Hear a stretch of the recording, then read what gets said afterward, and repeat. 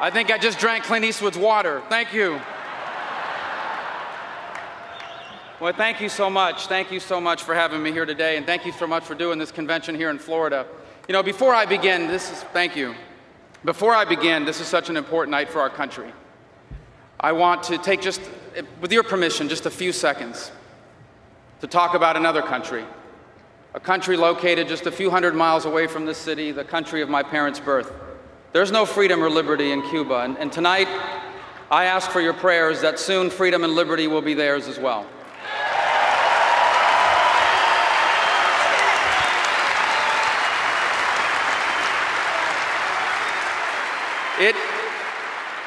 You know, this is a big honor for me. Not so long ago, I was just a deep underdog candidate. The only people that thought I could win all lived in my house. 4 of them were under the age of 10. But this is incredible when I was asked to introduce Governor Romney, who we'll hear from in just a moment. I promise you he's backstage ready to go. And so I called a few people and I asked them, what should I say? And they had a lot of different opinions, but the one thing they all said is, don't mess it up. So I thought the best way to introduce Mitt Romney tonight, the next president of the United States, is to talk about what this election is about. And I'm so honored to be able to do it here in Florida at the Republican National Convention in front of all you patriots. I watched my first convention in 1980 with my grandfather. My grandfather was born to a farming family in rural Cuba. Childhood polio left him permanently disabled. Because he couldn't work the farm, his family sent him to school. He was the only one in his family that knew how to read. He was a huge influence on me growing up. As a boy, I used to sit on the porch of our house and listen to his stories about history and politics and baseball as he would puff on one of his 3 daily Padron cigars. Now, I don't remember, it's been 3 decades since we last sat on that porch. And I don't remember all the things he talked to me about. But the one thing I remember is the one thing he wanted me never to forget, that the dreams he had when he was young became impossible to achieve. But there was no limit how far I could go because I was an American.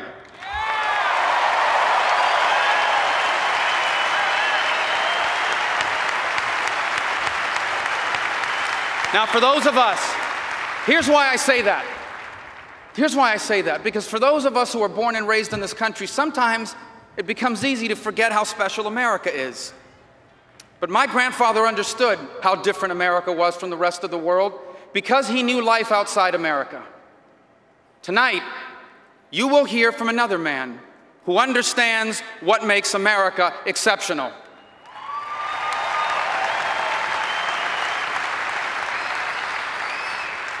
Mitt Romney knows America's prosperity didn't happen because our government simply spent more money. It happened because our people used their own money to open a business. And when they succeed, they hire more people who invest or spend their money in the economy, helping others start a business or create jobs.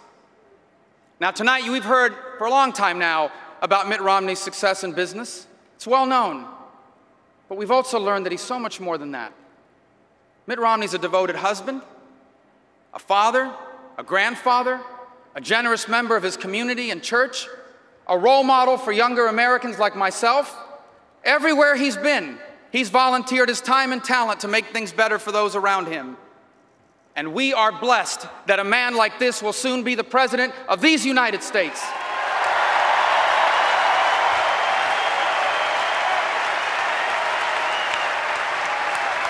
Now, let me be clear so no one misunderstands. Our problem with President Obama isn't that he's a bad person. Okay? By all accounts, he too is a good husband and a good father, and thanks to lots of practice, a good golfer. Our problem is not that he's a bad person. Our problem is that he's a bad president.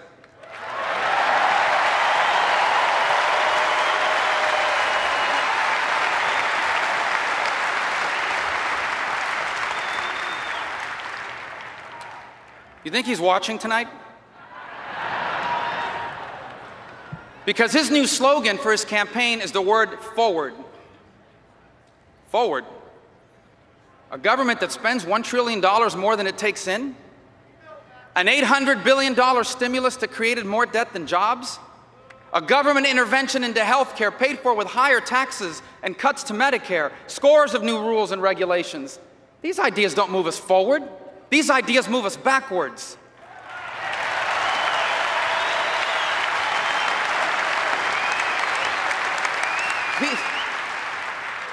These are tired and old big government ideas that have failed every time and everywhere they've been tried.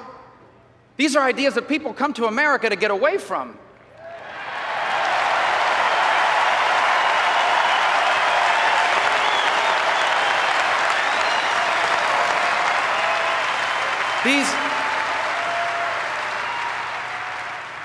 These are ideas that threaten to make America more like the rest of the world instead of helping the rest of the world become more like America.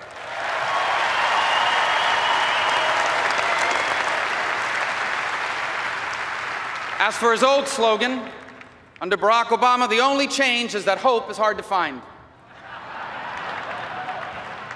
Now, sadly, millions of Americans are insecure about their future. But instead of inspiring us by reminding us of what makes us special, he divides us against each other. He tells Americans that they're worse off because others are better off, that rich people got rich by making other people poor. Hope and change has become divide and conquer.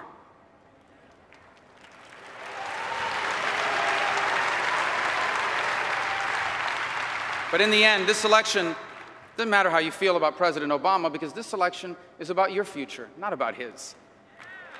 And this election is not simply a choice between a Democrat and a Republican. It's a choice about what kind of country we want America to be.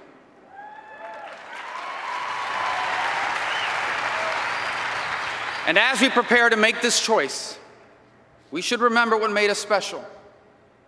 You see, for most of human history, almost everybody was poor. Power and wealth only belonged to a few. Your rights were whatever your rulers allowed you to have. Your future was determined by your past. If your parents were poor, so would you be. If you were born without opportunities, so were your children. But America was founded on the principle that every person has God-given rights.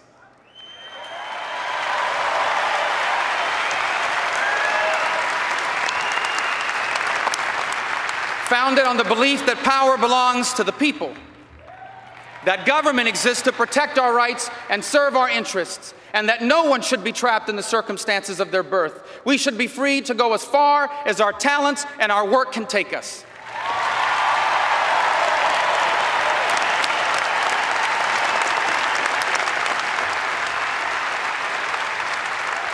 And we're special. We're special because we're united not as a common race or a common ethnicity. We're bound together by common values. That family is the most important institution in society.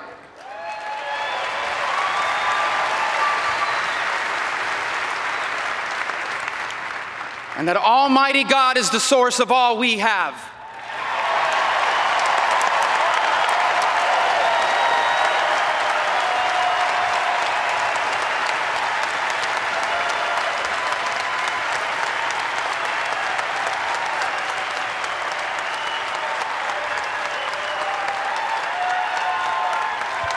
We're special. We're special because we've never made the mistake of believing that we are so smart that we can rely solely on our leaders or on our government.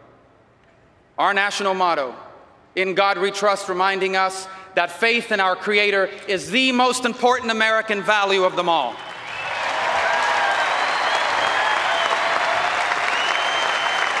And we're special. We're special because we've always understood the scriptural admonition that for everyone to whom much is given, from him much will be required. Well, my fellow Americans, we are a uniquely blessed people, and we have honored those blessings with the enduring example of an exceptional America.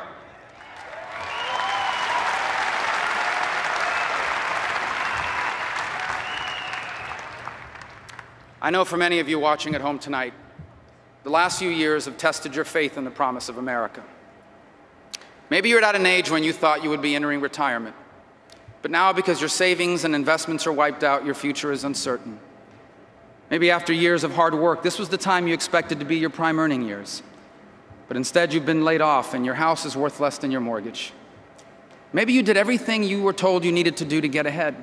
You studied hard and finished school, but now you owe thousands of dollars in student loans. You can't find a job in your field, and you've had to move back in with your parents. You want to believe that we're still that special place where anything is possible.